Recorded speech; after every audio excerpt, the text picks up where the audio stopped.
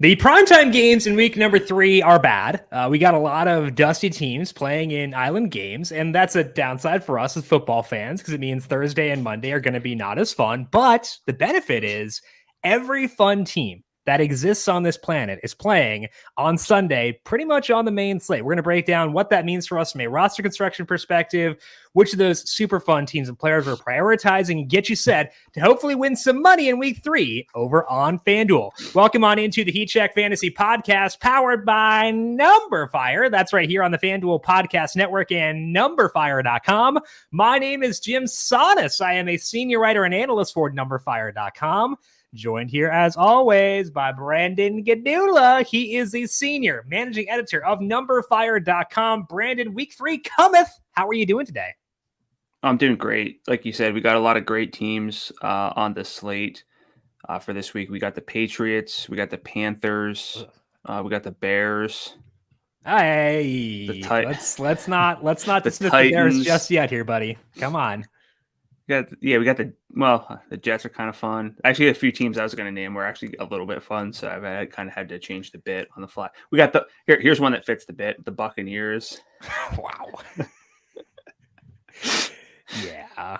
I was like weirded out because I asked you how you're doing. You said great, not sarcastically. Then I slowly realized it was. So I was like thrown off for a second, but then the real Brandon Gadula, the real Dong Dula came out. So, we got it eventually. Just had to crawl out of the cave. Yeah, just had to wait, 30 seconds. Yeah, bring down the vibe. Exactly. That's what we do. Hey, that's what I do. Gotta wait, but it was there. But like you said, honestly, even some of those teams are fun. And I think that's the fun thing about this week is the teams you were going to list. Like, they've got some guys. Like, I like David Montgomery, maybe stupidly, but like, we're going to talk about that.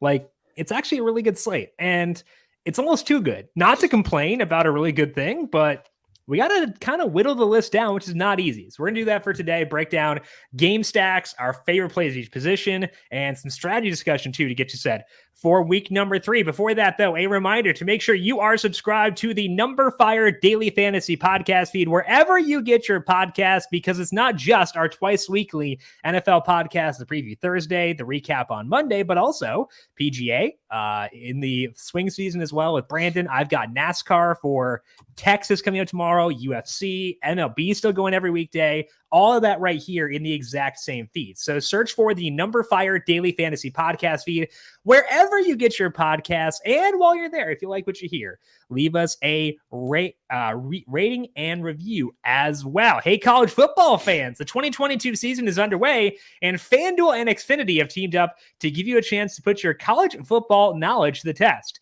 Introducing Xfinity Unbeatable Picks, a free-to-play contest centered around college football's biggest games. Here's how it works. You'll be given a list of 10 game props to answer for college football's biggest matchups for week 4. Simply head to fanduel.com/free/hub and look for the Xfinity Unbeatable Picks game to enter and submit your answers for each of the 10 questions. If your picks prove to be unbeatable, you'll win a share of $20,000 in cash prizes, courtesy of Xfinity. Xfinity Unbeatable Picks is set to begin on Saturday at noon Eastern, so make sure to head to fanduel.com/free/hub and look for the Xfinity Unbeatable Picks to make your picks today. No purchase necessary, the best 3 words in all of ad reads. Let's dig into these week 3 main slate and talk about the slate overview for this week. And Brandon, there are a couple different ways to go with this in terms of your view of the slate from a top-down perspective, but what to you is the biggest thing for week 3? Figuring out how to narrow down the player pool. Yep. Good problem to have, but it's a tough one. It is. And, I'm sure, we talk a lot about having a narrow player pool. So especially for us, it's something that we need to figure out. But even if you like to play a lot of guys, you really could run the risk of playing like everybody, not literally everybody, but tons of games, tons of quarterbacks with upside, but also some quarterbacks in games that are appealing, who you and I wouldn't necessarily tag as like super high upside guys. Like if you like, the Rams and Cardinals game a lot, Matthew Stafford. If you like the Lions and Vikings game, Jared Goff. Cousins. No. Jared Goff. Yeah. Joe Burrow, I think like there's a lot of reason to think that Joe Burrow can't get much worse and has to bounce back. a spot against the Jets. But we're looking at like 10 plus quarterbacks. And if you have 10 plus quarterbacks, Jim, as I say this every week, if you have 10 plus quarterbacks in DFS, you don't have like 2 or 3 to build around. I was going to say, if you said you have none, you're like the classic like color commentator on like Monday Night Football. You got 2 quarterbacks, you got none, Joe. Yeah, I was setting it up and then subverting it. Yeah. Like I did at the top of the show. Yeah. You'll learn. It's like year 7. You'll learn what I do. Eventually. Actually, it's almost our 7-year anniversary. Got a week until that. Hey, there we go. They have not gotten rid of us yet. Somehow we're sliding beneath the cracks. Don't let them know that we're still here. Josh Allen, Patrick Mahomes, Lamar Jackson, Justin Herbert, Jalen Hurts, Kyler Murray. I love all those guys. And that's the problem. Like you said, whittling down the player list is a tough thing for this week. So that's number one. For me, the second one is not a lot of value I like this week. So I think I want to use the massive volume of good games in order to have a balanced lineup. I think I want to go that route for this week and avoid the true value plays, because when you have a lot of really good options in the slate, it's tougher to take a 0, tougher to take a really low score and hang. So to me, I want to kind of see where the breaking point is, see how low I can go while still using players who have legit juice and legit upside, and build around those guys. So running back, that's like the 7,000 range, the low 7,000 range. At wide receiver, it's the low 6,000 range is pretty good. The 5,000 range drops off quite a bit, I think. At tight end, I think there's more flexibility in the low range, like guys like Zach Ertz, Tyler Higbee, but there's that. And a quarterback too, maybe I have to lower Josh Allen because the salary is high. I don't want to, but I might have to. So I think for me, it lends itself well towards a balanced approach, making sure I have upside at every spot in my lineup, and I'm not taking risks on value guys on the slate where I need a lot of points to hang. I'm not sure if that's the right read on it, where value or where balance is the right way to go. But I think that's where I'm settling in right now. Is I think I want to have a pretty balanced roster this week.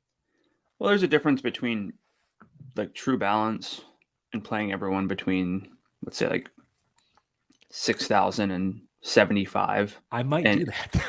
but like true balance as in, let me see here. I don't have. I'm going to build a lineup between 6,000 and 75. I'm going to take those exact parameters. No modifications. You keep talking. I'm going to build. So like instead of Joe Burrow, you play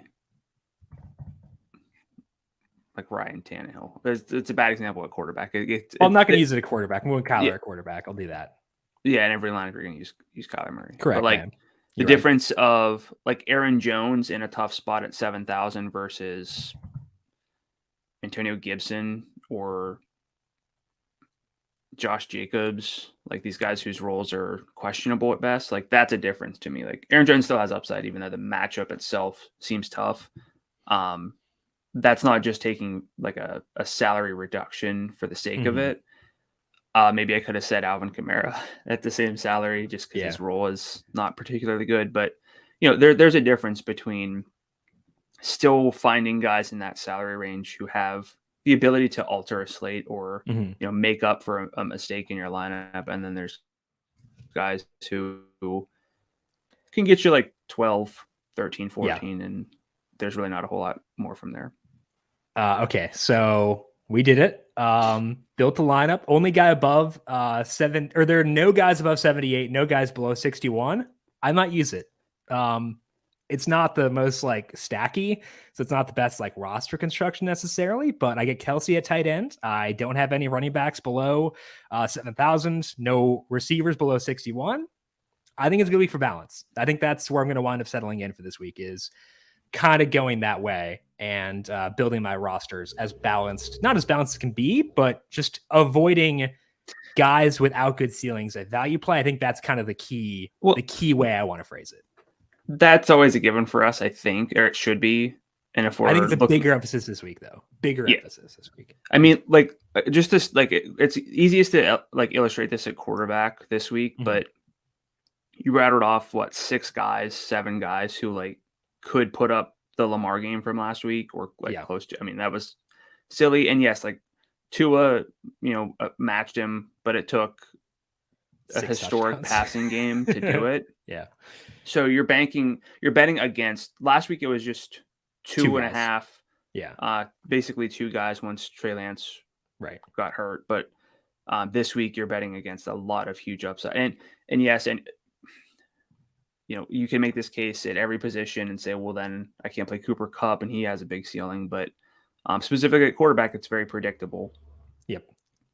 Yeah, I think that's where I'm at for this week. Okay, let's dive into some injuries heading into week number 3. Starting off with the Buccaneers, they will be without Mike Evans on Sunday due to a suspension from his fight with Marshawn Lattimore. Julio Jones, Chris Godwin, left tackle Donovan Smith missed practice on Wednesday. Russell Gage, Rashad Perriman, Scotty Miller all limited in practice. Cole Beasley signed to the practice squad. So they're facing Green Bay here. There's a lot of volume to be had, but Brandon, are they too banged up to trust? Does this hurt your outlook for Leonard Fournette? What's your view on the Bucs right here? It doesn't help with Fournette because you want trips to the red zone. Correct. And I mean, Tom Brady hasn't been completely flawless by any means with his receiver situation being what it is. So that's a big issue. Their implied team total just 21.5, which is not much at all for a slate like this. It is a close underdog game, so like it should stay close, stay sort of neutral. But I really don't know if any of these receivers, unless we get like a full go Scotty Miller, has tangible, predictable upside, and even then the predictable part for Miller isn't quite there. So it's really just a matter of how much it affects me for Fournette, and I think we can care a little bit less about overall scoring environment for running backs, but it's definitely not something that you want to write off completely. So I agree with you across the board, every single point you made. It does downgrade Fournette a bit because it hurts their projected offensive efficiency, and I care about that at every position because I want points. So it hurts Fournette there. As far as the value guys at receiver, I was talking about before about there's not a lot of value receiver. That does pertain to the Bucs too, because you mentioned Scotty Miller. He'd be my favorite guy here in a vacuum, but ran, I think, 19 routes last week. And I'm curious, was that because he's behind both Perriman and Gage? It kind of seems like he was. And will that translate to this week? Will Cole Beasley, probably being active Sunday, we'll know Saturday because he'd have to be promoted from the practice squad by Saturday, but he's probably going to be active. Will he impact that? So I think I'd like Scotty Miller most, and followed by Rashad Perriman. Both those guys have paths to 15 points. Do they have paths to 20? I don't know. And that's tough. Scotty Miller is a downfield threat, and he got some deep work on Sunday against the Saints, but I just don't know what the route rate will look like, and that concerns me. So first half snap rates last week for those guys, Perriman and Gage both 2/3, Scotty Miller 25% in the first half. Yeah. It's tough. So will I use those guys? Will I use limited Scotty Miller, limited Rashad Perriman? Probably yes. But I want it to be a very, very low exposure number because I want to focus on guys who I think have better upside here. Slight into Fournette. It does hurt him a bit in my mind, but still will likely be there quite a bit. Gabe Davis, able to get into limited practice on Wednesday. He missed Monday with an ankle injury. Dawson Knox, though, sat with a foot injury. The Bills have a bunch of injuries in their secondary right now. The Dolphins have their own issues too. Xavier Howard missed practice on Wednesday with a groin issue. Obviously not ideal timing with the Bills being next on the docket. We'll talk about this game in the bookmakers section. Both Keenan Allen and Justin Herbert were able to practice in a limited fashion on Wednesday. Keenan, hamstring issue. Herbert, his rib cartilage is jacked up. They're facing the Jags this week. If there's no Keenan, we obviously load up a Mike Williams. We know that. But assuming Keenan plays, how are you viewing Herbert and this Chargers offense on Sunday? I think Herbert's in the mix for being a staple at quarterback this week. I got the mini bye baked in because they played Thursday night. We know where the ball's going with him, so he's easy to stack. The thing you would knock him for is probably not going to run as much, and he does have a little bit of rushing upside usually, not necessarily in the same tier as the true dual threat guys we think of. But I do think that this is a pretty fun game. I think that Herbert's in that conversation is like a an alternative route to go at quarterback, I think the easiest play to justify is Jalen Hurts this week. But Herbert coming off of a mini bye, so he's kind of out of sight, out of mind for a little bit extra. He's not 100%. I think that he's someone who could just go more or less overlooked for how good he can be. So I like Herbert. If Keenan plays, love his workload. If he doesn't, obviously Mike Williams. And Mike Williams is still in play if Keenan goes. But, I think arrows up on Herbert. I just will still not be getting to Austin Eckler. Yeah, I won't either. Too high salaried for me. Keenan Allen, $7,500 before getting hurt in week 1. 4 total targets. 2 of those were deep. He actually had a very good role before that injury, which is not a surprise based on his history, but I think it's worth noting that he had a good role in that game before getting hurt. So if we get a full practice from Keenan by Friday, or if we get even if we get like a Shefty bomb Saturday night saying that he'll play, kind of like confirmation beforehand, that means I feel pretty good about it. I'd feel pretty good about him too. And I do think that Herbert is in play for stacking. And the good thing is, how to stack this game. You go Herbert, you go Keenan or Mike Will, maybe. I don't like Everett as much as most people do. I think I'm lower on him than most are. Sorry. Why did you make that face? I just was surprised to hear you say that. I think he stinks. And I think that there's a chance that once Donald Parham is back, he gets benched because he's not very good at football. But that's like the harebrained thing. Anyway, sorry, what? He's got 54 and 71 yards in his 2 games, and not a whole lot of tight ends have a pulse in the yardage column. I thought you'd have loved that. Do you want an Everett versus Higbee bet? No, I'm not saying I love him to that degree. I just if you like this offense in this game, I figured you'd be higher on him. I just don't like him. There have been multiple. But you love Tyler Higbee as a talent. So this is like fair. This is not something that's like legitimate. This is just like, but like the thought has crossed my mind twice within the past year. Is Gerald Everett point shaving? I know he's not. I want to make that very clear. Would never accuse him of that, but like he plays poorly enough where like, I'm like, is he? I know he's not, I know he's not, making that very clear. But you ask the question to yourself, you're like, he's not very good. So I worry about that. This is what you talk about, like, watching a film can sometimes be a detriment. Watching Gerald Everett play makes me hate Gerald Everett. So that's where I wind up there. That's my issue with that one. Anyway. Oh, sorry. You know how to stack this game. Herbert with Mike Will or Keenan, maybe Everett, and then you run it back with Christian Kirk. So if I know where to stack it, makes it easier, makes it, predictable. I'll take that for sure. Alvin Kamara able to practice Wednesday with his rib issue. Seems to set up a return for week 3. Backfield's pretty spread out without Kamara, but what's your view of this backfield if Kamara does return? So we didn't love the role for him in week 1 when we went over it. Played 63% of the snaps, 40% route rate. Did have a 71% first half snap rate, so it's a bit better there. Before the rib issue, probably. So, I mean, there's that. I would be lying outright if I said I wasn't a little bit tempted at Kamara at 7,000. Yeah. For what he can do. But it's more a matter of usage, and you're banking on like elite efficiency on a per touch basis, which obviously he has. But I don't know.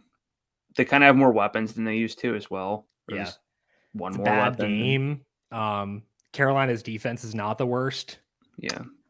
Like, I think the idea of pivoting to him when there are a lot of running backs we like in that range is interesting, but it also means that none of those guys will be prohibitively popular. One of them who we like more may slip through the cracks. So I think I'd rather pivot elsewhere in that range. James Conner didn't practice Wednesday, but is listed as day-to-day and did get some work in on Wednesday, despite the official no practice.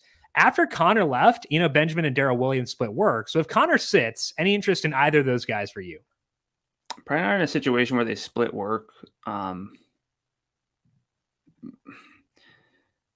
We want to prioritize Benjamin because of the receiving role, but the reason that we like James Conner is that he gets a lot of like goal line touches, and those are going to go to Williams. So I feel like it's very easy to guess wrong here. Yeah. I don't know if the upside is worth it, even saving salary. So I'm probably out on both, unless I'm really, really stacking this game up in like a creative way. But that's about it. Yeah, I think that like you said, there is a low floor because you could guess wrong and not the best ceiling. So I agree with you there. Well, even if you don't guess wrong, it could be a split, and then Correct. Yeah, low floor, low ceiling. I don't want that. Both Alec Pierce and Michael Pittman were able to return to practice Wednesday after missing week 2. Pierce was a full, which means he probably should clear concussion protocol this week. Pittman was limited. What's your view of Pittman, assuming he plays this week if he's back against the Chiefs? So, spoiler alert, I don't really have a top like number one receiver love yet, just because it's so wide open. And realistically, I love Justin Jefferson a ton, but I don't know if I'm going to be able to get there salary wise for like primary lineups. Pittman's in that conversation. His role was really, really good in week 1. 27% target share, 35% air yard share in the opener. We saw them not play very well last week. You would think that if he's out there, they're going to get him the ball. So he's in that conversation maybe as like a guy at a reasonable salary who can outperform that, but obviously still limited. So we'll have to wait and see. I'm interested to hear your thoughts in Pittman, but then also Jonathan Taylor. Yeah, so I like this game, and I like most of the Chiefs side of it, but I think this game is pretty fun.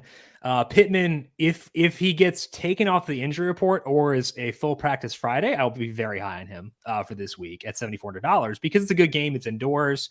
There are a lot of receivers in that range who should attract attention. People might be wary coming off the injury, stuff like that. So I do like him a lot and would like to be there. I'd probably prefer Taylor.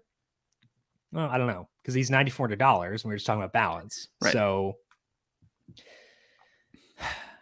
I guess I'd probably prefer Pittman then, just due to salary, right?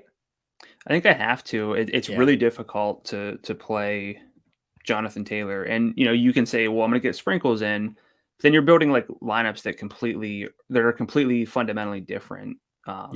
If you're trying to force in Jonathan Taylor into some lineups. So, I mean, I'm not saying that's the wrong call. That's just not how I tend to do things. I try to be a little bit more, narrow. And it's scary to be low on Jonathan Taylor, especially coming off of a down game. But it's also scary not to be on Cooper Kupp and Justin Jefferson too. So, well, I think one way to look at it though is you can use Jonathan Taylor and Tyler Higbee, or you can use like Aaron Jones and Travis Kelce. Love me a 2v2. Yeah, I think that's kind of the way to view it. I think it's more so about tight end for me than receiver. Because I don't know if I will have any value receivers I can use. And there are value tight ends I can use. So I think it's probably Pittman over Taylor, but I do want to get to both. It'll be tough. Taylor with Kelce will be a difficult build. I know that for sure. DeAndre Swift sat out practice Wednesday, but he is apparently feeling much better this week. So he should be good to go and likely have a bigger role than he had in week 2. We'll talk about that game in the bookmaker section. Hunter Renfrow is in concussion protocol after that big hit Sunday, didn't practice Wednesday. Brandon Bolden was limited. If he plays, it could hurt Josh Jacobs' role. Don't really have a lot of interest there regardless personally, but did want to note that. As for Renfrow, he could still get cleared by Sunday, but if Renfrow does miss, how does this impact your view of this Raiders passing offense? I mean, Renfro's been involved. Yeah. He's got a 22% target share, ADOT of 3.4 yards, which you just love to see. Something that we'll talk about. One of my trends is focused on target depth and air yards, but Jim, I was being sarcastic with the fact that you would love to see a 3.4 at ADOT. Sorry. I wanted to make that clear, but I knew you were. I guess I didn't pick up on the fact other people might not, but yeah. Well, it was a callback to the fact that I was on Deebo Samuel, who wound up wrecking leagues. Yes, agreed. Yeah, that's where your mind went, not like earlier in the show whenever I was being sarcastic and you got sure. Okay. Mm-hmm. I think that if we get, this might be like a strange take, but if we get Bolden back, like I think that, and there's no Renfrow, we could see Josh Jacobs hurt more because they might have Bolden on the field more. Yeah, I don't think I want Jacobs even if Bolden sits. I think we're both on that same page with Josh Jacobs, but I do not think that we are fair indicative of most people's thought process on Josh Jacobs. Sure, I agree. I think that it would actually help Darren Waller a lot. His ADOT's way better than Renfrow, but I'm going to be higher on Waller this week again than you. So my issue with Waller is that he actually did lose some routes to Foster Moreau last week. Across 2 games, Waller has run a route on 70% of all dropbacks. Moreau's at 28%. But if you look at just week 2 specifically, I haven't loaded this yet, so stalling. In week 2 specifically, Waller's route rate was 60%. So it's declining a bit. And I think that if you had shown me Darren Waller's target shares from last week, target shares from week 1, and said, do you want him at 64? I probably would have said yes. I'm a little bit worried about Moreau taking some snaps. I think that the Renfro injury does help him. So 64 is a very fair salary, and one where I'm still like, I've got interest and probably will use him. It just lowers my enthusiasm when I have guys below him who I think have pretty good volume too. I think it's a reasonable salary for an environment that I like. So yeah, I guess the final thing here is reasonable is correct. That's the right way to phrase it. I agree with that. The one name we might not talk much about this week is Davante Adams. I think he deserves at least our thoughts here. Our thoughts coming off of a game in week 1 where he felt unfadable, and that kind of reflected in the Sunday Million draft percentages, and then went 2 for 7. Did bail himself out with a touchdown, but thoughts on Davante? I bet the under on that game, so I don't like the game environment that much. I could just go down to Tyreek Hill, Stephon Diggs, AJ Brown. Like I'm kind of okay missing out if he torches me. I know it's like a good buy low spot, but like it's kind of similar to the discussion with Kamara, where I'm probably gonna be able to use someone I like more, who is also in like a pivot roster rate range. So I think I'd rather go with one of those guys than with Davante personally. Yeah, I'm probably not going to get to Davante. Yeah, I agree. Lamar Jackson limited in practice Wednesday with a forearm issue. Sounds like he'll be good to go, though. J.K. Dobbins got another full practice Wednesday. John Harbaugh called him week to week earlier this week. So we know to avoid this backfield if Dobbins sits. But if he plays, still no interest, or where you at? Look, if J.K. Dobbins comes back for the first time since 2020 and like burns me in an offense that doesn't throw the ball to their backfield, I'll have to live with it. Fair enough. Jacoby Myers missed practice Wednesday with a knee injury. He underwent testing, which is typically not what you want. New England, almost always a cross-off, but Brandon, would you consider someone like Nelson Moss Aguilar against a beat-up secondary if Myers were to sit? No. Even with no Jacoby Myers, you would not consider Nelson Aguilar. He overperformed a ton last week. But Jacoby Myers played that game, and he wouldn't be playing this one. Oh, is that how it works if someone's out? Yeah. Okay. But he overperformed because he mossed a guy. Sure. Did you see it? Yeah. Yeah, it was awesome. Okay, so like let's talk about watching the film. He does that. We think that he's like going to be a safe play in an offense that we despise. I didn't say safe. I said he might have upside now, which he didn't have previously because there are vacated targets. My numbers like the over in that game. I'm not doing it, but my numbers do like the over. I'll put that out there as well. Well, how much do you believe in Jacoby Myers making a difference? I don't. That's why I don't want to use him. No. Their offense already stinks. Can it get worse? Jim, I don't know who you are targeting a Patriots receiver. No, hypothetically saying he's in play, a guy who gets some downfield work, who just mossed a guy, is $5,900 in a game where my numbers like the over. You know, I can consider that. Okay, well, his nickname is Swagalore. You know, lots of great things in his favor. The list is endless. I mean, I know we need value receiver, but I'm not going to get there. Give me Chris Olave instead. Yeah, it's fair. I'm Give not me super DJ high Chark probably instead. Don't say that name. In a better game. Dead to me after last week. Dead to me. I had like a lot. Still was a good week, but could have been better. Not for old DJ Chark. I think Aguilar is an option. That's as far as I'll go. Treylon Burks or Aguilar? Aguilar. Finding an extra 100 to get to Allen Robinson or Aguilar? 100 for Jahan Dotson? Or Thielen or Devontae Smith? Thielen's, I think he's pretty dusty at this point. I used him on the Monday slate and regretted it. So therefore he's crossed off forever. That's the rule. Yeah, his red's not great, but that's okay. What? I was gonna say, like, I think we got to figure out what exactly is descriptive and predictive here. And Mossing someone is predictive. Not great, but no, mossing someone is predictive. Okay. Someone doesn't know ball. What about your boy Jarv? What about Jarvis Landry? He's also dead to me. At 59. Also dead to me. Yeah, no. Swagger. Jim now a fan of the 1 week sample. Correct. You're right. Don't walk it back. It's right. CJ Uzomah got in. Just move on. Yeah, but you're talking about touchdowns. You're not talking about mossing guys. Come on. CJ Uzomah got in a limited practice on Wednesday. Revenge game this week, by the way. He missed week 2 with a hamstring injury. I would guess that Tyler Conklin gets downgraded here if Uzomah does play. Just keep that in mind with them.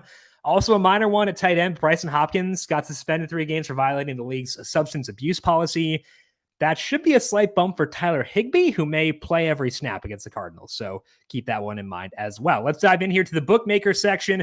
For week number 3, highest total on the board is in Minnesota for the Vikings and the Lions. 53.5 point total. Vikings favored here by 5.5. And it's easy to see why. The Lions have been involved in 2 shootouts so far. Their defense sucks. Their offense is led by the best quarterback in football, either him or Marcus Mariota. You choose. We got big names in this one. I'm assuming it's a 0 quarterback game. Maybe you disagree based on what you were saying earlier. Where does this one rank for you in terms of mini stacks? Probably if it's just specifically mini stacks, number 1. Yes. Okay, I agree. The thing Jim alluded to is that the simulation model that I run likes Kirk Cousins at salary a good bit, which makes sense. I'm not going to get there myself. I don't think. Probably not. Just let me get back up to Kyler instead. But we have Dalvin Cook, who I like a lot this week. Hasn't really been on the forefront of anyone's minds based on what he's done. Justin Jefferson, I think I probably have to learn my lesson eventually, not to prefer anyone to Cooper Kupp in a given week, but I think Jefferson is the one I prefer this week. I've come around a little bit on Irv Smith, although he did drop what could have been a long touchdown last week. Let's not. I don't know if he's dead. I don't know if he's dead to Jim now. No, he's very alive to me. He's very alive. What's a reverse? Irv is the most alive. Is he wearing 84? I can't remember Irv Smith. Maybe, but it is 84. Wow. Why didn't they retire that? They should retire that. Yeah, probably. Why is the 81 not retired for the Vikings? What is going on here? I'm offended by this now. I feel like I got to cross off Irv for wearing 84. Yeah. What is his salary, actually? Irv is 5,000. I prefer Higbee, prefer Ertz in that salary range, but like Irv is not the worst play if I'm mini stacking this game. Yeah, he's like a stack only. DeAndre Swift, I'm going to love a lot. I like Hawkinson. I think the biggest question, because it's probably easy to make the case for Dalvin and Swift at running back. Jefferson, both tight ends, if you understand like the expectations. Yeah. The big outlier is Amon-Ra St. Brown, who had an incredible game last week, got his salary bumped the whole way up to $7,800. Based on the role, probably supportable, but also multi-touchdown game last week. Hard to meet those expectations. So what are your thoughts on St. Brown? So I think that like the question is like, how do you view him relative to other guys in that range? Because he's right by AJ Brown. I would go Brown over Amon-Ra St. Brown, but like Amon-Ra versus Jalen Waddle kind of might go Amon-Ra there, right? Is that stupid? Amon-Ra versus Keenan Allen, Michael Pittman, all these guys in this range. Like, I think it's a very fair salary and probably where it should be, potentially even still too low still.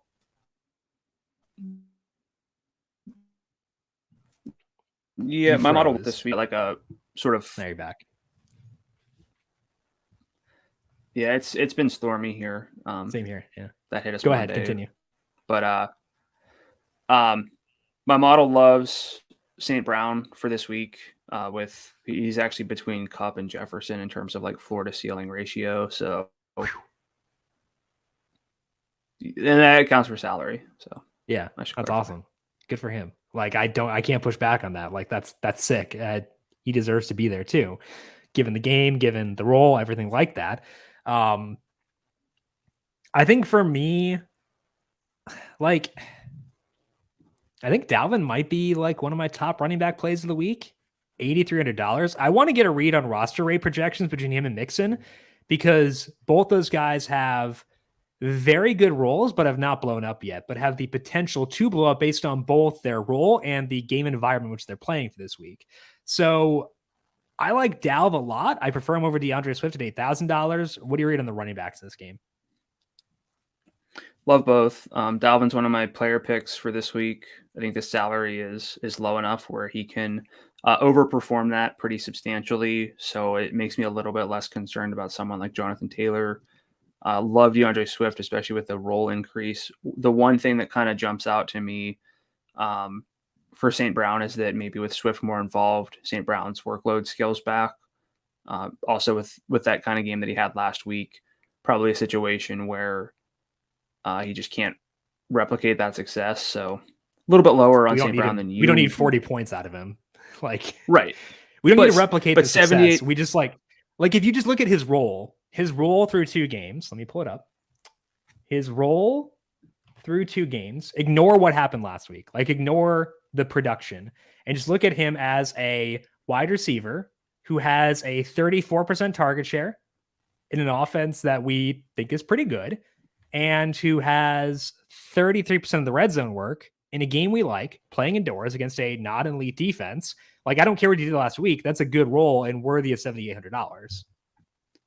Yeah, I have him 6th in expected FanDuel points based on usage among all receivers, behind just Kupp, Tyreek, Pittman, Diggs, Waddle. That's it. So I think that there could be a situation where you get the read, like what will his roster rate be compared to Pittman, compared to Waddle, compared to Tyreek, and if it's higher than all of them, pivot there. I think that's the way you can play this. Yeah. Anything else in this game?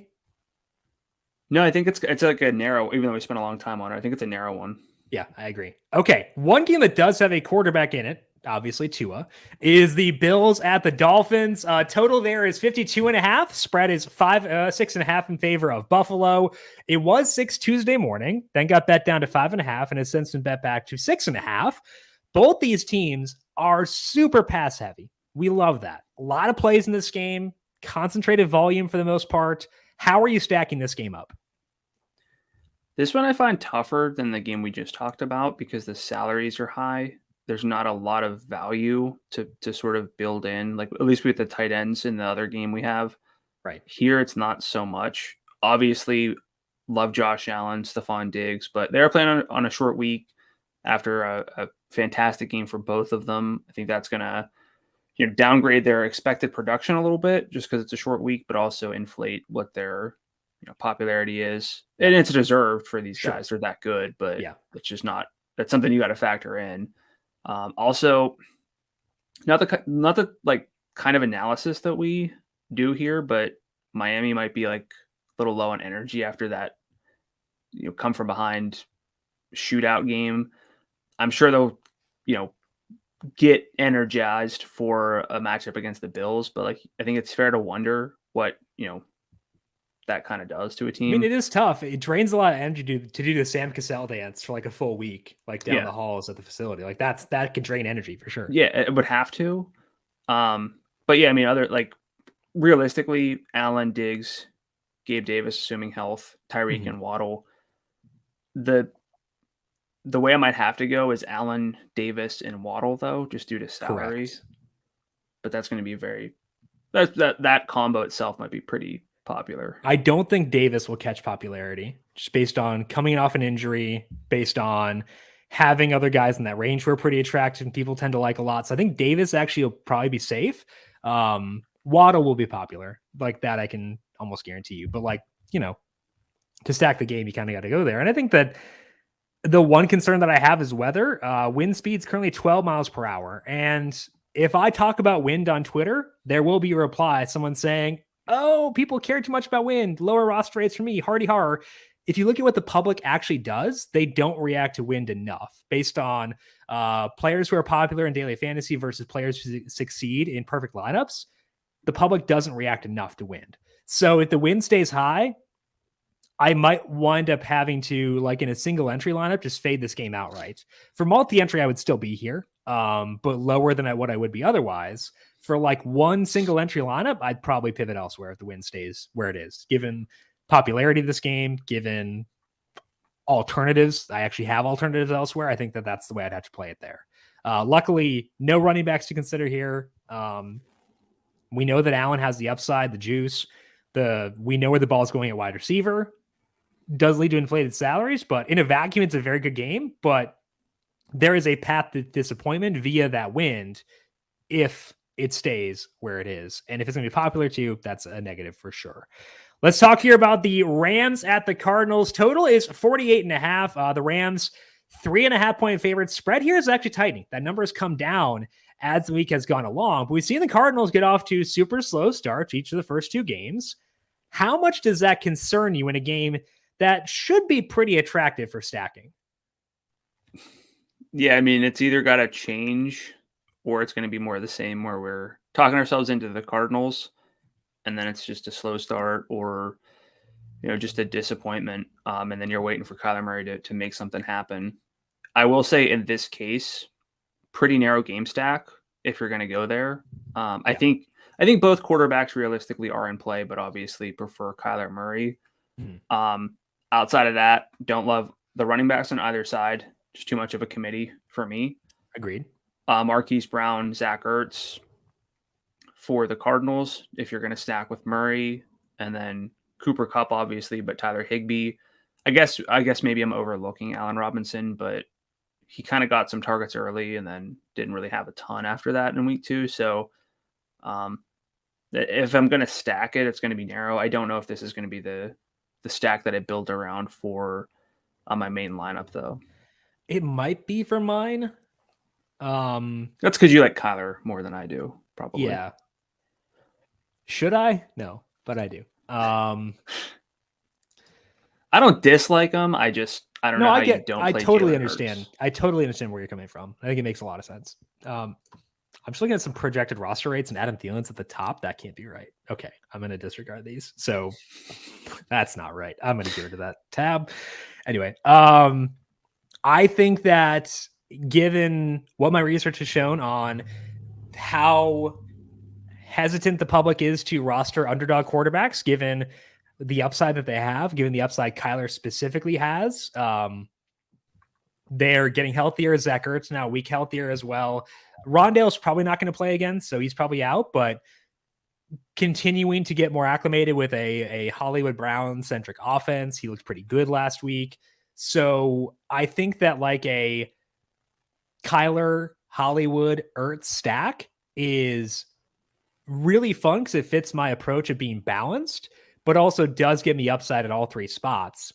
And I kind of like that. So I think that like if I have one single entry lineup, this might be the game I start with first and then get mini stacks of Chiefs Colts, get mini stacks of Eagles Commanders, mini stacks of Vikings Lions. Obviously not all at once, but like kind of get the mini stacks from there. I might have my quarterback, aka Kyler, be in this game. Yeah. Trying to build a lineup here makes this game more appealing. Yeah. From that aspect, but I'm gonna have a hard time going away from Jalen Hurts, and I know he'll be popular, which I'm doing in air quotes for anyone who's not watching, which I'm assuming is probably the majority of people. But quarterbacks don't really get prohibitively popular. I've done research on it. For me, it's more so like not that I'm avoiding someone who's popular, more so that I'm seeking out someone who is under rostered on very few rosters. Yeah, but I'm not gonna be worried about Jalen Hurts. Correct. I'm not either from a roster rate perspective. I'm more seeking out someone who is going to be on 5% of rosters probably in Kyler. Somewhere around there. You might have frozen. I can't tell if you're just like annoyed that I brought up Kyler again or if you're frozen. But you look like you're back now. No, I froze. It's real windy here. So for me, it's less about avoiding chalk and investing in a spot where the public underinvests. That's what it is for me.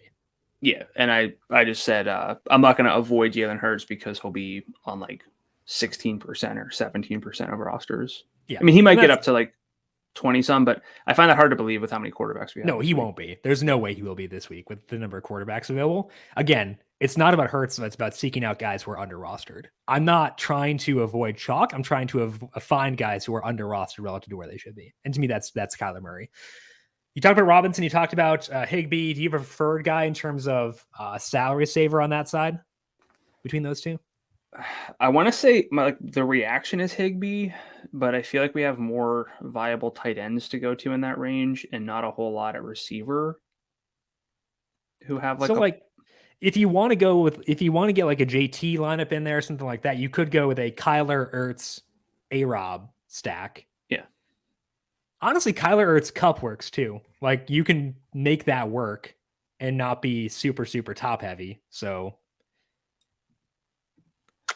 I think this game is a good value stack that has upside, which I like. Last week, Robinson had just the 5 targets, ran 97% of the routes, but the routes weren't really the issue. The 14% target share, 2 end zone targets. I don't almost scored a second touchdown. Yeah. I don't hate it. I don't hate it, but I don't love it either. Right. Is what I would say. So prefer Higbee between the two personally.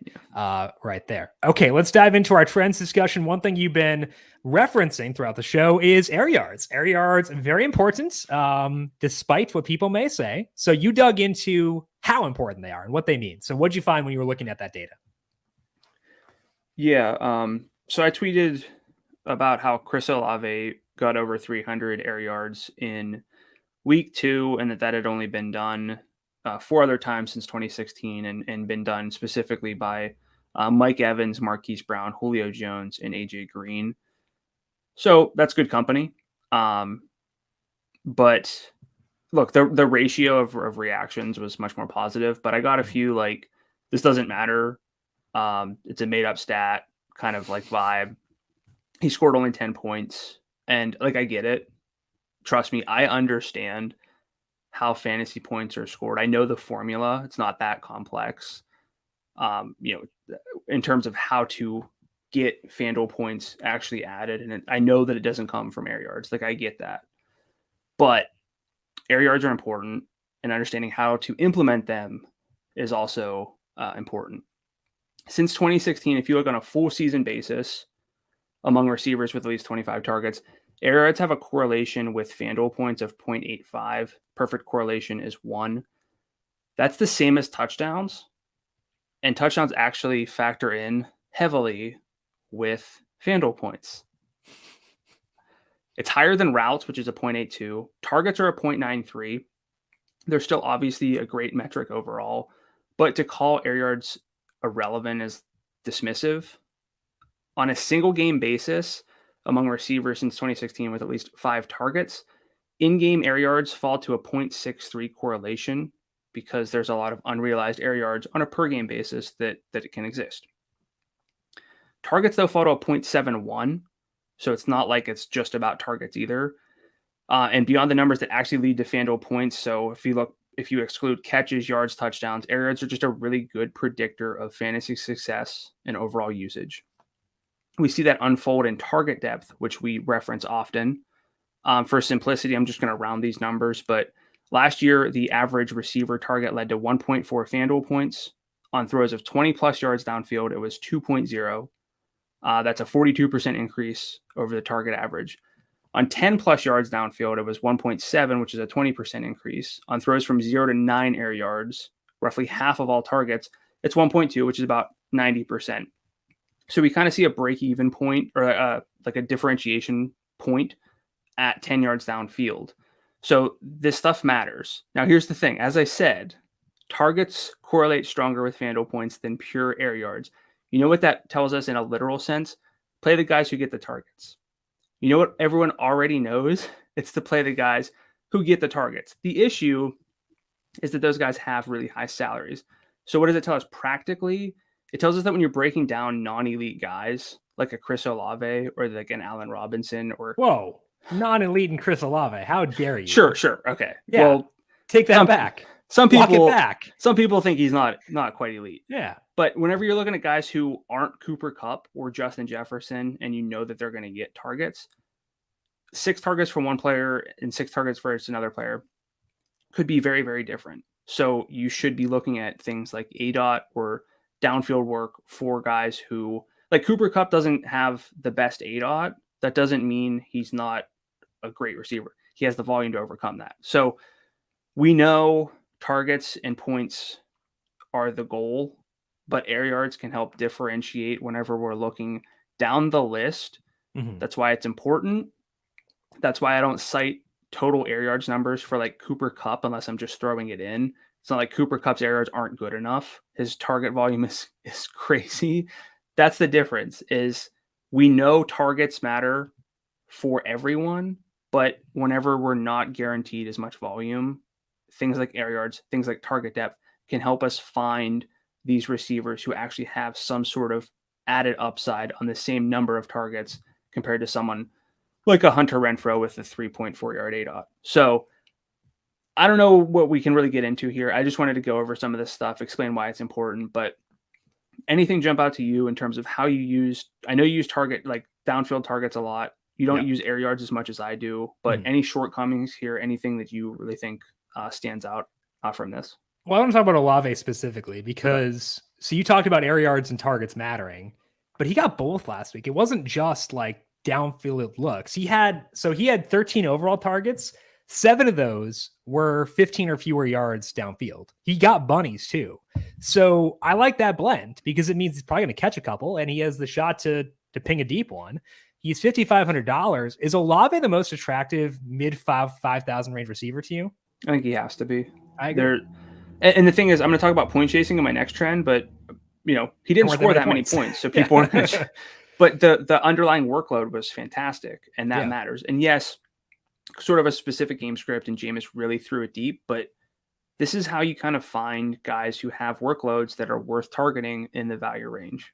Yeah, I agree. I think that with Olave specifically, it works. For me, like you said, I tend to look at a combination where I look at, and this is what you do too, but like a combination of overall targets with deep targets and then red zone targets to kind of let me know, are they getting overall work and are they getting juicy targets or high leverage targets? And juicy also works. But for Olave, across 2 games, including week 1, he's at a 22% target share for $5,500. That's sweet.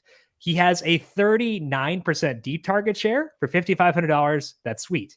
He has a 22% red zone share. That'll work. So for $5,500, I'm most inclined to break my balanced build for Chris Olave this week. I think that's what I would say. So I'm glad you talked about this. That did increase my interest in Olave. Just kind of reaffirmed that like we actually have someone down there we can feel pretty good about. I'm going to talk to you about the Chiefs offense. In the bookmaker section, we did not discuss the offense and my numbers like the most this week, and that is the Chiefs by a pretty significant margin. So I wanted to dig into their offense to see the best route for taking advantage of their efficiency is, and the primary answer seems to be just use Travis Kelce. He has 22% of the overall targets so far. He's the lone guy above 16%.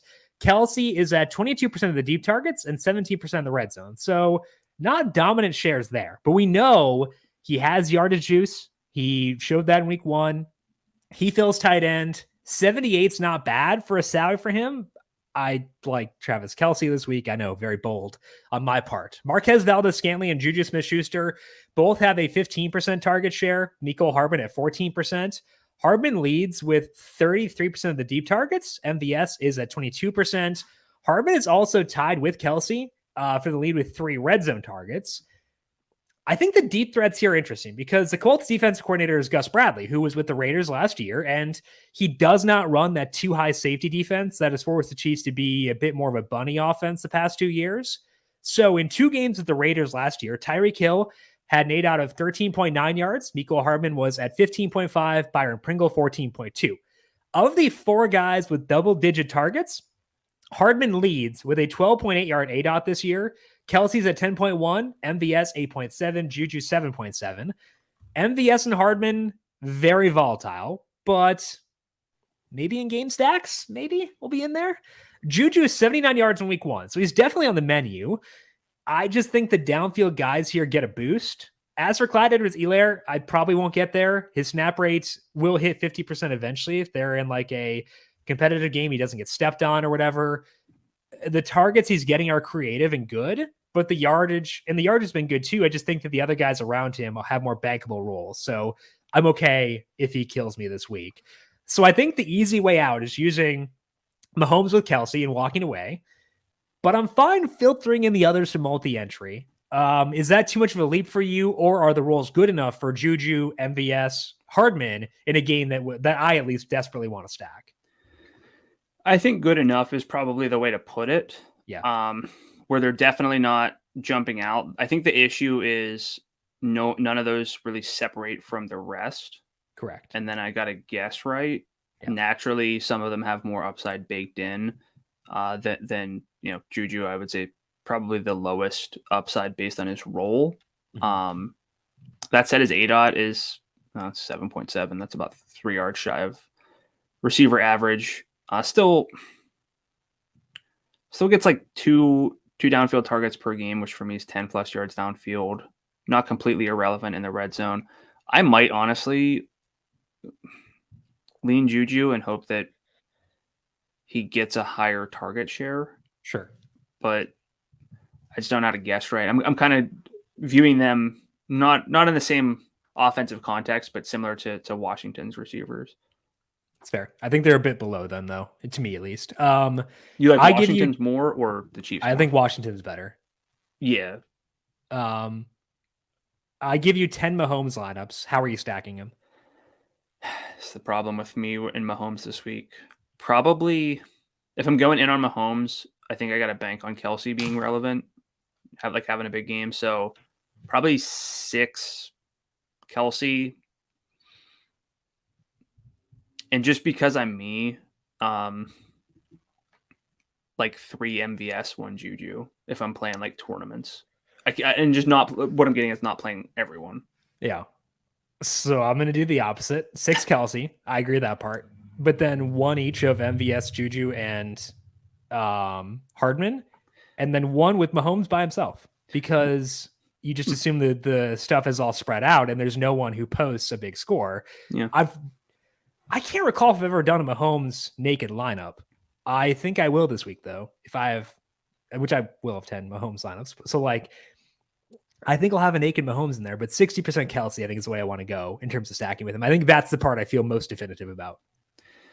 Yeah. So my question to you is, would you duplicate a lineup and play those guys, or would you try to change things around? Because if I change things around with the few hundred I get here and there, then I am going to feel nervous that I changed my lineup, because it's going to be hard enough to hit the right Chiefs receiver. Yeah. This is like a duplicate and just rotate in the 3. I think that's a lot easier because we know the only 2 guys to stack on the opposing side are JT and Pittman. So yes, to answer your question, yes, I think so personally. Yeah. Love it. The good thing about the Chiefs is we're not point chasing because their guys don't score a lot of points outside of Justin Watson. That brings us to your second trend, talking about point chasing. My research has shown that point chasing is a plague in DFS. You did more research into looking at how guys do at the week after scoring. So what did you find when you dug into that? Yeah, I mean, we cite point chasing a lot and why we shouldn't do it, but I think it's good to set some sort of baseline research early in the season. It's also something that I don't necessarily implement on a week-to-week basis as well as I should, so I'm trying to fix that now. Touchdowns are not scored in bunches. They're pretty random, so just because you scored 1 week doesn't mean you're going to score at a much higher rate than your full season average. If anything, it probably means you're going to regress closer to your average, which might mean a little bit of an underperformance. But I dug back into weekly results since 2016. And since 2016, among players with a salary of at least $5,500 on consecutive main slates, so guys that we'd actually see on a main slate last week and see again, running backs who scored 1 week go up an average of $207 in terms of FanDuel salary, but score 6 fewer FanDuel points the next week, despite still having a solid scoring rate the following week, because for running backs, if you score, you generally have it's like a selection bias thing where the guys who do score tend to have more of a goal line role, score a higher percentage of their team's touchdowns. But so I want to make sure that that's clear, and something that I'll reiterate is that this is not if you score one week, you literally cannot score the next week or you will regress or whatever it is. That's not the case. But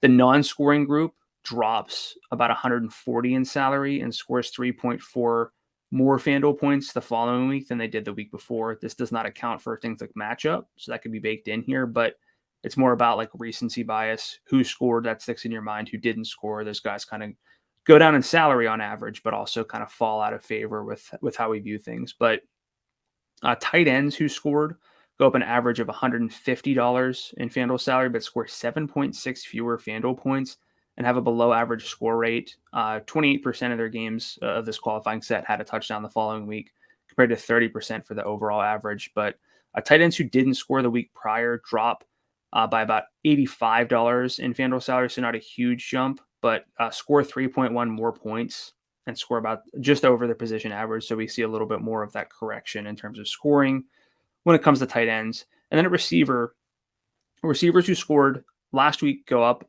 over $170 on average, score 8 fewer FanDuel points, but still score around the same frequency as the full sample. Those who didn't score drop about 100 in salary, score 3.3 more points than they did the following week, and score at about position average. So it's actually like, kind of see the scoring rates stabilize a bit, but one thing to think about is that if you're scoring, you probably have some elevated volume or your offense is doing better. And then we're talking about like this sort of all bakes in offensive and role regression from one week to the next. So this is not about assuming that these guys bust, rather that they play more to their long-term baseline. But however, they see a salary increase if they scored, see a decrease if they didn't, and then we're kind of chasing that points in terms of how the salary shake out. Even if you remove touchdowns and just look at FanDuel points without touchdowns, because I wanted to make sure that this was not just did you score or not. Obviously, you're going to have an extra 6 points. Although for a 1 yard touchdown catch, that's 6.6 points. That's pretty drastic to lose from one week to the next. But if you look at just FanDuel points without touchdowns, running backs who did score drop about 1.6 points the following week and increase 0.6 the next week. Tight ends drop about 2 points and receivers drop about 2.7 points the following week. So we actually see a little bit of a conversion decrease as well. Things like catch rate over expectation, high 1 week leads to touchdowns, a little bit low or more normal than the following week. You don't actually catch as many passes. So that stuff is all sort of baked in. So, it's not about never playing guys who scored the following week. It's being cognizant that their salaries almost always go up. The guys who don't, their salaries go down. And the roles themselves kind of don't change drastically, but based on the production without touchdowns, scoring 1 week is kind of tied to an overperformance of what you do the next week anyway. So I think it's really interesting. And it's something I need to do a better job of, just kind of using it maybe as tiebreakers, or someone like Amon-Ra St. Brown this week, being cognizant that he scored twice. His salary is way up. The role's still good. He can score this week, but historically speaking, it's something I should just be a little bit wary of. Yeah, I think for me, it's like you strip away the name and don't look at their player cards on FanDuel unless looking for volume. So just try to ask yourself, okay, this is the circumstance. This is this person's role. This is their scoring environment. This is the game that they're in, stuff like that. This is their salary. And try to ignore what happened from that perspective. And if you still like Amon-Ra St. Brown at 78, sick, use him. And like, there are a lot of reasons to like him at that number, but like, try to separate that out. So actively thinking through, being cognizant of which guys scored is helpful, because it can help you not just be like, oh yeah, like Garrett Wilson had like an awesome situation last week, I should use him a bunch. And like, Garrett Wilson is a good play compared to his salary. I will say that up front. He is a good play, but make sure you're flocking to that person based on their role and not based on what they did. So keep that in mind. I think that's a good overall thing. And we do see it a lot. And again, looking at roster rates, quarterbacks who are popular score on average 6 points fewer the week they're popular than they did the week before. So like, people point chase, and that's an important thing to keep in mind. So I think that's a good overall discussion to have. My second trend is about the Eagles offense. Similar to the Chiefs, it's off to a 6 start. They're facing a pretty rough Washington defense this week. So I think it's wise to dig in and see if there are any takeaways from this offense. We know they're efficient. I don't need to dwell on that. They're very good. But we also know where the ball is going because across the 2 games, A.J. Brown has a 36% target share. That is with 50% of the deep work and 50% of the red zone work. If you can make it work, stacking him with Hurts is massively in play once again this week. Devontae Smith and Dallas Goedert both had 17% target shares. Neither guy has more than 7 targets in any game so far this year, but both these guys were productive without a touchdown on Monday. For me, both those guys are game stacks only because I think the volume is still not where you really want it to be. If you think Washington keeps pace, those guys are on the table. If not, then it's mostly just Hurts and Brown for me. Miles Sanders, though, is at least worth mentioning his name. He has 95.5 yards per game so far from scrimmage. He has 20 adjusted opportunities. His red zone share is 20%. So those are both pretty bad numbers for $6,800, but we can expect decent efficiency in this offense. His salary is $6,800. So I'm not in on Sanders, but I'm also not entirely out, and I could be talked into it if you were super into him. I know you're not a Miles Sanders guy, but just throwing that out there. As for Hurts, at $8,100, he probably should be the default cash game quarterback this week. That's too low of a number for his floor and upside. Even with the total coming down in this game, I feel really good about it. So what's your read on the Eagles and this game in general? Love them. I know on the Monday morning recap show, when we did the salary scroll, I tagged Hurts as like the guy I was probably going to build around this week. Mm-hmm. Then he had a really good game. I talked about point chasing, but it's a matter of, did the salary go up? Obviously, no, in this case. And is the situation still good? Yes. Because again, there's a difference between playing well and then busting and playing well and then playing more to your baseline. And if you play more to your baseline and Jalen Hurts, the baseline is still higher than the $8,100 salary in this game. So I think he's fantastic. I've been wavering on like a top receiver to name as a love in the player picks. I think it's going to be AJ Brown because at that salary, he can still overperform that pretty substantially. But the role is honestly phenomenal. And I can get there with a sort of moderate build at running back. So I feel pretty good about AJ Brown this week. I don't know how much more I'm getting there with this offense. So what are your thoughts on I know you like AJ Brown, but what are your thoughts on Devontae Smith and Dallas Goedert? Game stacks only. And honestly, probably pretty limited in game stacks. I'll probably treat Brown like Kelsey, where 60% of my Hurts lineups are attached to Brown just because like his role is sick. And I don't think Washington can stop him. So I think I would just treat him like Kelsey effectively. So if I have a metric, I should probably just use this more and simplify things, but I weight targets, whether it's just a general target, a downfield target, or a red zone target. If you look at that and use like a weighted target share metric, Cooper Kupp's number 1 at 39%, and AJ Brown is second at 38%. And actually, Drake London's 35%. Love him this week too. So not surprised about that at all. Okay. Well, let's talk about the Washington side of things here. How do you feel about the receivers? Obviously, like they all have paths to a good game, but it's 3 different dudes. And they all have paths to being not particularly great. Although honestly, like they haven't, like, have they had a bad game yet? Like Curtis Samuel has not. Or I think week 1 might not have been great for him. No, he's been fine both games. Dotson's been fine both games. They've all been fine all both games so far. All 3 have been fine. I would most want to play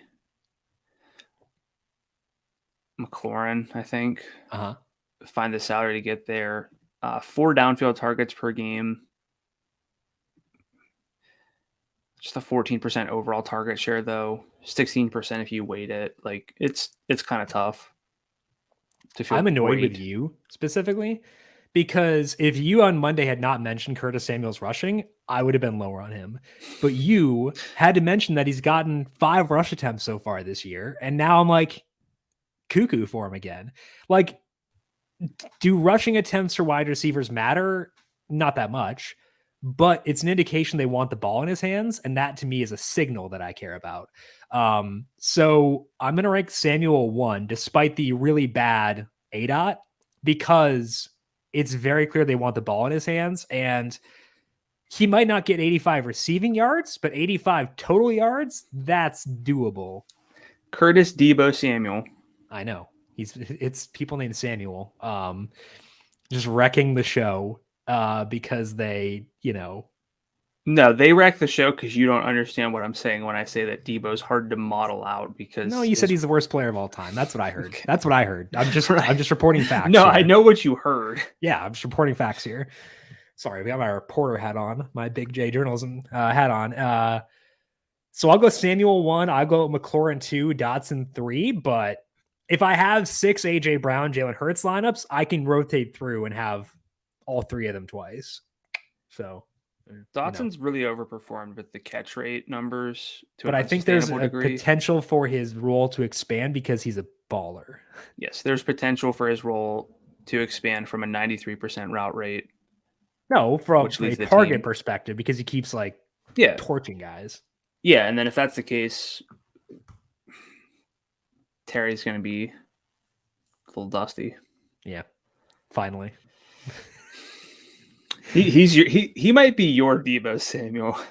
No, his salary. I like him more now, so I don't think that's. Well, you like Debo more too as the year went along, so I don't know. I guess it was never a matter of whether I liked him or not. I just said he was really hard to model. You said he was unlike any other receiver. You said that you hoped he stubbed his toe on Legos. I heard it explicitly. Sorry again, reporting facts here. Any Antonio Gibson or no? And any Miles Sanders? Gibson's role got worse. It did. I was really impressed with the target numbers and the route numbers in week 1, but then it got worse. So that scares me. Yeah. Miles or no? No. I think he's in play. He's viable. I probably won't use him, but I think he's viable this week. Sure. Yes. That wasn't the question. Am I going to use him? No. Is he viable especially in game stacks? Sure. But I don't like a running back who, when I see them on red zone, he might not even be on the field. And that is not what I want to see from a running back that I roster. Yeah. If it were a tougher slate where there weren't a lot of options, I could see it, but it's not a tough slate. There are a lot of options. We have too many options. Correct. Exactly. Everywhere. I agree. Let's dig into some weather for this week. There is a chance of rain in Nashville for the Titans and Raiders. Winds there at 10 miles per hour, so slight downgrade to offenses there. Winds in Miami for the Bills and Dolphins, currently 12 miles per hour. There is a slight chance of rain early on. If the wind sticks at 12 miles per hour, that would be a slight downgrade for both those offenses. Wind speeds are 11 miles per hour in Chicago for the Bears and Texans. I know you care deeply about passing offenses there, but downgrade those passing offenses. Similar story in Carolina for the Panthers and Saints. Winds are at 10 miles per hour in that one. I think the overall takeaway here is nothing is super concerning yet, but check back on it later and potentially downgrade if wind speeds are 10 miles per hour or higher, or just kind of a gradient downgrading as the wind increases. Let's go now into our positional plays for week number 3. Brandon, who are you building around a quarterback this week? Jalen Hurts. I know it's going to be a bit chalky, but also first of all, quarterbacks don't get chalky. We say that all the time. It's very rare to see mega chalk at quarterback. And we have so many names on the list that Hurts isn't going to be super popular from that regard. But even if he is, doesn't matter because quarterback chalk performs really well, especially in the stud level. Again, I liked him Monday morning, said that he was going to be someone that I liked, still like him. He checks the high total rushing quarterback, low win box at a really good number. So he's going to be my building block for this week. Obviously, I love virtually all of the top 7, basically Kyler Murray and up. I like, but if I'm trying to be a little bit different without being dumb, I think Justin Herbert stands out to me at 82. I don't think we'll get a lot of buzz. It's been 10 days since we've seen them play on Thursday Night Football. He's not going to be 100% most likely, so I think people will probably just avoid him to a degree. And the Jaguars blanked the Colts, but the Colts without Michael Pittman are not like the Chargers with potentially Keenan Allen, so I'm not that concerned there. So definitely consideration despite that injury. Would love to know if he's healthier, so that he can run a bit. But I think he's got 3 stacking options, even though you hate Gerald Everett. So I'm into it. I'm not pushing back on that comment. It's accurate. Anyway, my first love at quarterback is Patrick Mahomes. I'm not avoiding Hurts because he's popular, not avoiding Josh Allen because he's popular. I just think I want to get to guys who I think will be a bit under rostered this week. And those guys to me are Mahomes and Kyler Murray. Mahomes playing indoors, facing a defense that got shredded by Trevor Lawrence, I think is good. So that's not like an indictment of them, but like, so is Mahomes. And facing a defensive scheme that he has traditionally done very well against and had a lot of upside against. So we know where the ball is going. That's Travis Kelce for the most part. I think I can stack him with Kelce pretty easily and make that work this week. So I think Mahomes will be under rostered compared to where he should be. I also love Kyler for a similar reason, $7,800. It's a week where I need to save some salary, and he does get me that without sacrificing upside. And we know Murray's not running a ton, but he's running when he needs to, and he might need to in a divisional game against a very good team. The Rams just lost Troy Hill, their cornerback. The defense has struggled so far this year. And similar to Mahomes, I know how to stack him. That's with Marquise Brown with Zach Ertz. And you log out from there. Game stacks in that one also pretty easy via Higbee, A-Rob, and that guy called Cooper Kupp as well. Running back, where are you going there? Dalvin Cook, 83, I think is probably my number one play just overall at running back, which, I mean, I know he's number one love, but we go by salary here, and I think he's probably the guy I'm trying to get most exposure to. Third biggest underperformer for me in terms of expected FanDuel points, tied with another love of mine, actually. Cook's been a bit of an afterthought, I think, in like the fantasy point column. That's despite 24 adjusted opportunities per game, which is carries plus 2x targets, 73% snap rate, 5.5 targets per game, but a catch rate over expectation of minus 11%. So could bounce back there. 72 yards from scrimmage on that workload can really only go up from him for him. Love this game. So I think Dalv is very much in the conversation for the overall RB1 this week. Second love's Leonard Fournette at 7,200. I think he's, if you look at pure process, the best play because his workload is fantastic. One of 3 running backs this year with an 80% snap rate or higher through 2 games. He's second in route rate. The offensive efficiency is the big question mark here. But Fournette is a dual threat quarterback or running back. So I think that even if he doesn't score, he can get there on yardage and receptions. So I like that at that salary. Green Bay's the best composite running back matchup across, three rushing metrics I use. 95% first half snap rate as well, best at the position. So I like that. And third love, this might be someone on your list too. He is. But David Montgomery, 7,100. Another big regression candidate from the expected FanDuel points model. Played in that ugly game in week 1. I guess all of the Bears games probably going to be ugly. But 22 adjusted opportunities per game, 93 scrimmage yards per game, 64% route rate, 21% target share for 3 per game. I was going to say. Houston's definitely not like the kind of matchup that I worry about at running back. And a 76% first half snap rate last week. So I think he's in play. My biggest question mark here might be trying to get back up to like DeAndre Swift instead. Sure. But I like these guys. Yeah, I do too. So I have Lenny and Montgomery on my list too for loves. I think that if I were to pivot and add one more guy in there, it'd be Aaron Jones, $7,000 facing the Bucs, who are a very, very, very difficult rush defense, but just lost to Akeem Hicks. And I think that does matter quite a bit. Might downgrade their rush defense. We know that Aaron Rodgers wants the ball in Aaron Jones' hands. He said that. And Matt LaFleur said that after week 1 as well. And they did that in week 2 against Chicago. Obviously, A.J. Dillon outcarried Aaron Jones, but also IDGAF. They're getting the ball more creative ways to Aaron Jones. So I think Aaron Jones, if I were to add one more guy into that equation, I would go him. I kind of want to get a read on roster rates for those 3 guys, Lenny, Montgomery, and Jones, because all 3 have paths to failure, but all 3 have paths to a good ceiling. So if there's one of them who will kind of slip through the cracks and be a bit under rostered, maybe I'll go that way. I think all 3 are good. I'll use all 3 and I'll be happy there. My first love could have also been Dalvin Cook. I could have gone 3 for 3 with you, but I went Joe Mixon. Again, it kind of comes down to roster rate for a single entry. I could just go both as well if I can get there. I'm not sure if I can, but I love both these guys. Mixon actually leads the slate in adjusted opportunities per game to open the year. 21 carries, 6.5 targets. That's inflated by the number of snaps they've run. It's a big number. So that will come down, but the rate numbers are very good too. 114 yards from scrimmage per game. Facing the Jets, I think they're a better team than perception, but it's a great spot for him. I think that if I get the read that Mixon will be more popular than Dalv, I'll pivot to Dalv instead. But both these guys, tremendous options this week, and I do like them a lot, and I want to be building around those two guys. But again, Lenny and Montgomery are my other two loves.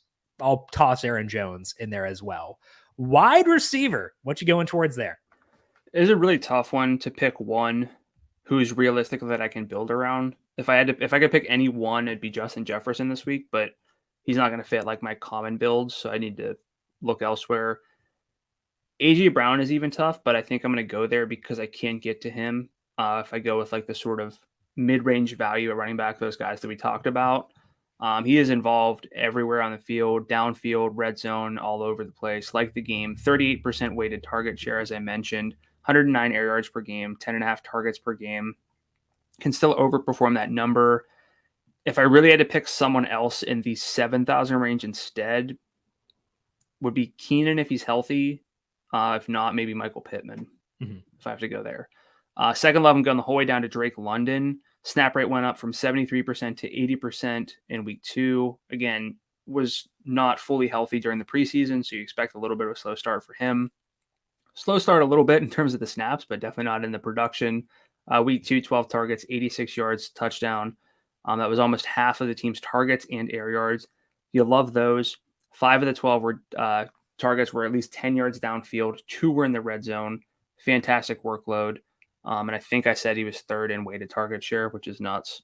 So I think that he's just undersalaried. He's going to be a lock for me. Not a complete lock, but in our head-to-head, he's locked in. Yeah. And I know that we might have to track the wind here, but Chris Olave, I think, is undersalaried. I talked about the dangers of point chasing, but it's not point chasing because he didn't convert enough on his role.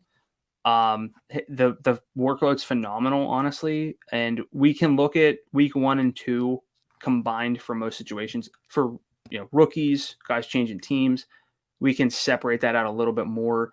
And his bump from week 1 to week 2 was a 79% route rate in week 1, 87% in week 2. I think there's just still massive potential here for Olave at 55. So even if the wind's up, I think I'm going to go with Olave. Yeah, I agree that he's the one guy below 6,000 I actually feel like good about, and I might feel better than good about him. You've talked me into him pretty heavily, and I agree with the sentiment there. My first love is Marquise Brown. He hasn't had elite production yet, but it's close. He had that one drop late in that game on Sunday. He's getting good work, 21% overall target share, 42% of the deep work, and 29% in the red zone. Great matchup. He's at home. I love getting high ADOT guys in spots like that, and Brown is that. So Brown, a standout for me at $7,000 stacked up with Kyler. I do love Drake London. I want to get a read on his popularity in tournaments because receivers who are popular in games with very low totals have an awful hit rate. So if London gets steamed up due to his production, I will pivot, but there are other guys I can turn to there. London, like you said, great workload so far, $6,200. I'm not worrying about Seattle secondary. So I want to get a read on roster rate, but if I'm good to go there, he will be in my lineups for sure. He'll be in a cash game lineup regardless, but for tournaments, I would like to get there too if I can. Similar line of thought for Garrett Wilson. I think that it's less likely that he gets steamed up based on what I've seen the talk around London so far this week, but the workload's real good. Even if you include week 1, whereas route rate was low, 23% overall target share, 30% of the deep work, 42% in the red zone. His salary is $6,100. Brandon facing off against an Ohio team, played college football in Ohio. Yeah. Again, back-to-back weeks, little homecoming, not homecoming revenge narrative. I don't know whatever you want to go with there. Are we too low on that game? Maybe. Well, I like Mixon a lot. So yeah. Mixon, Wilson game stacks. I don't want to get to Burrow. I'm not going that far. But like a Mixon Burrow game stack. Mixon Wilson game stack. Kind of like that. Good production, not the worst game. I'm into Yeah. it. T Higgins was in my when I was trying to list like another That could number be one fun. play. That could be fun. I think that's a good call out too. If I can't go to London or Wilson, I'd probably pivot to Curtis Samuel first in this lower 6,000 range, $6,300. I do like Olave at 55, who Brandon mentioned, and then other guys you can consider if roster rates get a bit too heavy. I guess like Juju or Allen Robinson, but I like these guys more. I just like their roles. Their roles are very, very good, and I want to buy into them while their salaries are still low. Tight end, who you got there? I'm gonna go with Darren Waller, 6,400. I think it's still a good salary for him. Scored last week, but the salary came down. Moderate total for the game, tight spread, so back and forth. Tennessee's allowed 2 touchdowns on 10 targets to tight ends. Waller is 5th in weighted target share among tight ends. ADOT is over. It's almost 11 yards, which is really good for a tight end. 5th in yards per route rate among the position. I know that there might be some reasons to be concerned. His first half snap rate did drop a lot, but I think that he's not salaried as like a super elite, so I'm fine with it. And second love is Zach Ertz. Under salaried might honestly be the way that I have to go in cash games. Gets me back up into that elite tier at receiver. 79% route rate, which is 6th among, or it's also 6th in weighted target share among tight ends, getting red zone work. The Rams have faced 6 tight end targets this year. This is the one concern. 6 tight end targets this year against Dawson Knox and Kyle Pitts, which could scare you. Or you guys weren't involved in their offense. Or those guys could be dust. So who could say? But even if he doesn't have a huge game, 5,200 opens up a lot. And I know that we don't want low upside guys, but Zach Ertz is not a low upside tight end. Correct. All things considered. So I agree. I actually like both those guys in that game, and they're my 2 loves for this week, Tyler Higbee and Zach Ertz. I do want to get to Kelsey. I think that for tournaments, Mark Andrews deserves consideration because, like you said, high salaried stud tight ends who are not popular tend to be pretty good plays. Again, my numbers like the over in that game. I don't, but like my numbers do. So I want to actively like shoehorn in a couple Andrews lineups to make sure I get there. But for the most part, it'll be around Kelsey and then Higbee and Ertz. Higbee, 26% target share this year, 31% in the red zone. No touchdowns yet, I don't think. Salary $5,700. Tight ends racking up volume against the Cardinals. Pretty sure Noah Gray had a touchdown against them, but he's like the best tight end of all time. So that's, again, not a ding. Maybe he had a red zone target. Maybe it was Jody Foster. Jody Foster. Jody Fortson. I tuned out, or else I'd helped you. Jody Fortson had a score against them in week 1, and then Waller had the touchdown last week. So I think it's a match we can turn to and feel good about that. Ertz's salary is too low. Like you said, 19% overall share, 36% in the red zone, 75 yards in week 2. Good game to stack. I'm willing to spend down this week specifically on these 2 guys because of their volume. Don't really want any other low salary tight ends. Not really super into Goddard. Not into Ingram, Conklin. Hurst is maybe Irv. I could use some Irv in like game stacks. That's primarily it. Defense. What you got there? My favorite part of the show. Love it. I know. I was waiting for it with bated breath. Eagles. Why? 5th in adjusted passing net expected points per play allowed to opposing offenses. Doesn't mean I call Carson Wentz a poser. No. But also the narrative of going up against Carson Wentz. Revenge game. This does not mean that I don't like Washington's pieces at all. Still like the receivers enough, but we want sacks and interceptions for our defenses. We want play volume. We want passing volume. Wentz can give us that. It's got a 6.5% sack rate, 1.5 picks per game. So the havoc factor, I think, could be there for 4,000. And they're a pass-heavy team, which is very good for opposing defenses. So I think that does make sense. Did you see the Always Sunny graphic during Monday Night Football? They had, during the Eagles game, they had like that weird ESPN graphic where it was like an Always Sunny thing. Is like the gang gets some new members, and it was like Jordan Davis sitting at a table with like a nasal strip on and like chowing down on some food. Do you know that reference? No. Well, I mean, I know it's Always Sunny, but like, is there a specific thing within it? Yeah. What?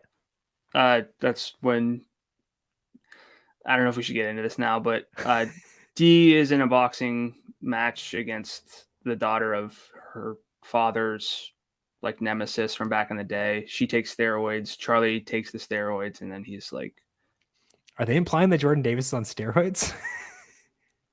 I don't know. I didn't make the graphic. I was just explaining the plot of $100 Baby. $100 Baby. Disrespectful. My defensive love is the Chiefs. They've been generating a lot of pressure and they're facing a struggling offensive line in the Colts right now. Chiefs ranked third in pressure rate thus far. The Colts sack rate is 8%. Matt Ryan is dust. It's a high total. There's not terrible pace in this game. I'm also fine going back to the Bengals against Wacko for Flacco this week. I know they let a lot of people down last week, including myself, but I think they're in a better spot this week because it's a pass heavier offense. I like the Eagles, as you mentioned. I do like the Raiders and Seahawks as well. So decent number of defenses with salaries of $4,100 or lower we can choose from for this week. That's all we got here on the week 3 preview. Brandon, any final thoughts from you for the good people before we send them off to fill out their winning lineups week number 3? We probably say this a lot, but and you say this more, so I'm going to steal it from you, but go through and rank. Yeah. Like maybe just like of all the positions, like rank, like I want to make sure I have Justin Jefferson this week. Like I think he's going to have a huge game in this matchup. I want to rank him number 1 for me. Therefore, I need to make sure I build lineups that give me access to him because it can be very easy to like overlook that stuff. And you're then just sort of building lineups around the value you think is there. And then you're not actually playing the guys that you think are going to go off. So look, we try to lay out a lot of process behind the plays. Our plays are not always going to hit, but if the process is there, then feel good about it. But this is kind of week where, you know, you might think Stephon Diggs does it again, or it's like everyone's sleeping on Jonathan Taylor, you know, so I think you can justify a lot of plays this week. Yeah. And I think that's the key is you're allowed to be picky because even the best plays, like I love Josh Allen. He's an amazing play this week, but like the wind gives me an out to be picky. So you're going to miss out on something big this week. It's going to happen. You have to just embrace that and be okay with it. It's going to happen. You can still win money while missing out on some big plays. But the way to do that is to make sure that the guys you're playing have big ceilings. Correct. And I think I actually talked about this last week whenever we had 2 rushing quarterbacks. If Lamar went off, nobody's matching that. And Tua did because he had like a Hall of Fame game. Goff almost did too. Future Hall of Famer Jared Goff, by the way. But again, like maybe this week you think it's Stafford, Cousins, Burrow. Like those guys can do it, but those are much more outlier performances. Yeah. And you're also naming a handful of guys who can do it instead of the few who we know are going to have or generally have good games. So, yeah. Yep, exactly. Okay, that is all that we have here for this week on the Heat Check Fantasy Podcast, but we'll be back with you on Monday to recap everything that went down in this week across week 3 in the NFL. So make sure you are subscribed to the numberFire Daily Fantasy Podcast and also the FanDuel YouTube page to watch it as we are live at 10 a.m. on Monday, or check it out after the fact on the numberFire Daily Fantasy Podcast feed. Brandon, people have questions for you on Twitter. Where can they find you there? At Gadula13, GDULA13. And I am on Twitter at Jim Sonis. You can also follow the FanDuel Podcast Network at FanDuel Podcast. Big thank you to everyone for tuning in for this week. Good luck to you with your week 3 NFL DFS lineups. We'll talk to you once again Monday to wrap it all up. This has been the Heat Check Fantasy Podcast powered by numberFire.